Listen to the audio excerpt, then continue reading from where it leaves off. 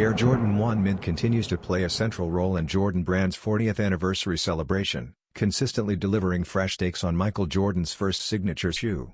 Over the past few months, the silhouette has dropped in a range of vibrant colorways fit for spring and summer. Now, it's shifting gears toward fall with the upcoming Hemp edition. Drawing inspiration from past Nike Dunk styles, this version features a darker overlay set against a clean white base. Subtle tones appear on the swoosh and collar, while the sole unit echoes the same muted palette.